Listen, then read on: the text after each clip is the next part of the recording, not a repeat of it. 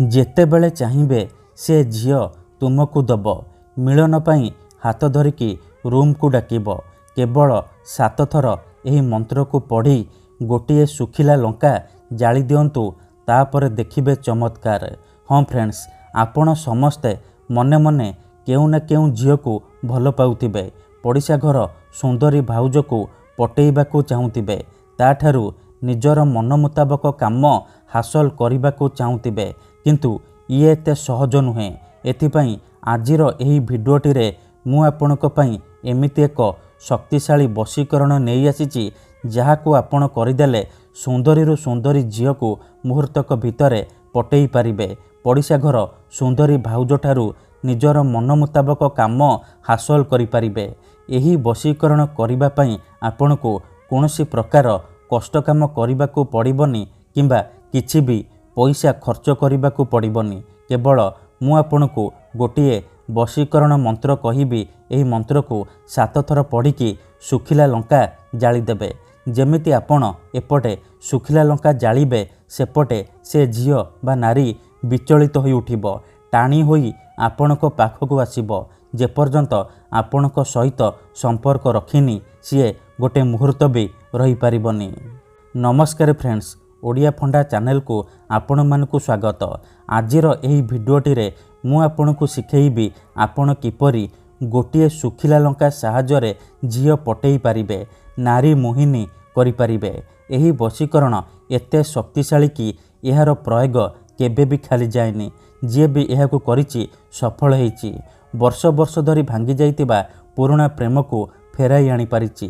ଶାଶୁ, ନଣନ୍ଦ, ଦିଅର, ଭାଉଜ କାହାକୁ ବି ନିଜ ବଶରେ କରି ତାଠାରୁ ନିଜର ମନ ମୁତାବକ କାମ ହାସଲ କରିପାରିଛି।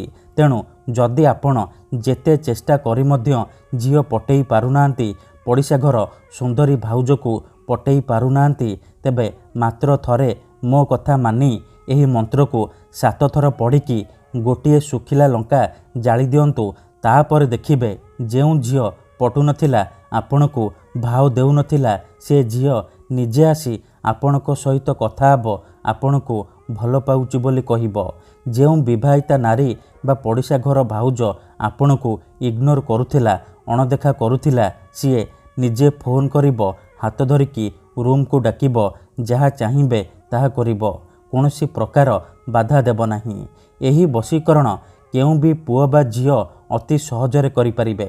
ନିଜ ପ୍ରେମକୁ ପାଇବା ପାଇଁ ଏହି ବଶୀକରଣ ଘରେ ବସି ବସି କରିପାରିବେ।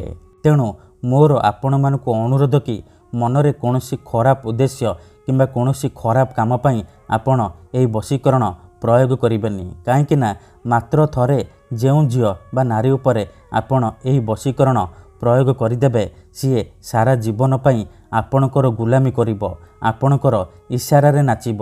ଆପଣ ତାକୁ ଯାହା କହିବେ, ଯେମିତି କହିବେ ସିଏ କରିବ। କୌଣସି ପ୍ରକାର ବାଧା ଦେବ ନାହିଁ। ତେବେ ଏହି ବଶୀକରଣ ଆପଣ କିପରି କରିବେ, କେମିତି କରିବେ, ଏହାର ପ୍ରୟୋଗ ବିଧି କ'ଣ, ମୁଁ ଆପଣଙ୍କୁ ଶିଖେଇବି।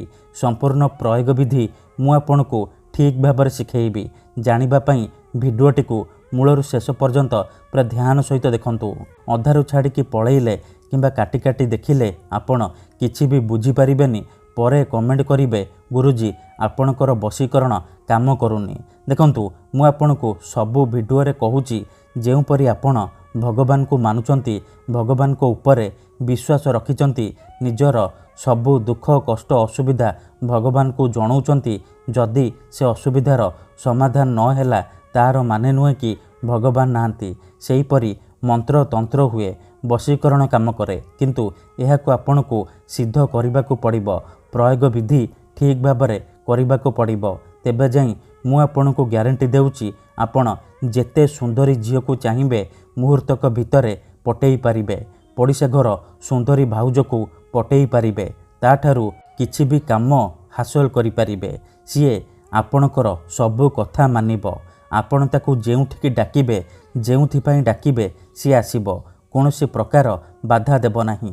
ତେବେ ଏହି ବଶୀକରଣ ବିଧି ଜାଣିବା ପୂର୍ବରୁ ଯଦି ଆପଣ ଆମ ଚ୍ୟାନେଲକୁ ପ୍ରଥମ ଥର ଆସିଛନ୍ତି, ତେବେ ଦୟାକରି ଚ୍ୟାନେଲକୁ ସବସ୍କ୍ରାଇବ୍ କରି ପାଖରେ ଥିବା ବେଲ୍ ଆଇକନ୍କୁ ମଧ୍ୟ ଦବାଇ ଦିଅନ୍ତୁ, ଯାହାଦ୍ୱାରା ଆମେ ଯେଉଁ ବି ଭିଡ଼ିଓ ଅପଲୋଡ଼ କରିବୁ ସର୍ବପ୍ରଥମେ ଆପଣ ଦେଖିପାରିବେ, ଆଉ ତାହାର ଲାଭ ପାଇପାରିବେ।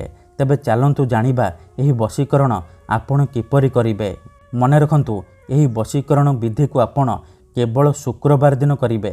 କେଉଁ ବି ସମୟରେ କରିପାରିବେ, କିନ୍ତୁ ବିଧିଟି କରିବା ପୂର୍ବରୁ ଭଲ ଭାବରେ ହାତ ଗୋଡ଼ ଧୋଇକି ଏହି ବଶୀକରଣ ଆରମ୍ଭ କରିବେ। ପ୍ରଥମେ ଆପଣ କ'ଣ କରିବେ, ଗୋଟିଏ ଶୁଖିଲା ଲଙ୍କା ଆଣିବେ ଆଉ କଳା ରଙ୍ଗର କଲମ ଆଣିବେ। ତାପରେ କୌଣସି ଏକ ଜାଗାରେ ଦକ୍ଷିଣ ଦିଗକୁ ମୁହଁ କରିକି ବସି ପଡ଼ିବେ, ଯେଉଁଠାରେ ଆପଣଙ୍କୁ କେହି ଦେଖିବେନି କିମ୍ବା ଡାକିବେନି। ତାପରେ ଯେଉଁ ଶୁଖିଲା ଲଙ୍କା ଆଣିଛନ୍ତି ସେ ଶୁଖିଲା ଲଙ୍କାରେ ସେଇ ଝିଅ ବା ମହିଳାର ନାମ ଲେଖିବେ ଯାହାକୁ ଆପଣ ବଶରେ କରିବାକୁ ଚାହୁଁଛନ୍ତି। ତାପରେ ଶୁଖିଲା ଲଙ୍କାକୁ ନିଜର ସାମ୍ନାରେ ରଖିବେ ଆଉ ଆଖି ବନ୍ଦ କରିକି ସେଇ ଝିଅ ବା ନାରୀକୁ ମନେ ମନେ ଭାବିବେ। ତାର ମୁହଁକୁ ନିଜ ମନରେ ଭାବିବେ। ତାପରେ ଏହି ମନ୍ତ୍ରକୁ 7 ଥର ପଢ଼ିବେ। ୟା କରିବୁ, ୟା କରିବୁ, ୟା କରିବୁ, ୟା କରିବୁ। ଏହିପରି ଆପଣ 7 ଥର ପଢ଼ିବେ। 7 ଥର ପଢ଼ି ସାରିବା ପରେ 3 ଥର ସେଇ ଝିଅ ବା ନାରୀର ନାମ କହିବେ ଯାହାକୁ ଆପଣ ବଶରେ କରିବାକୁ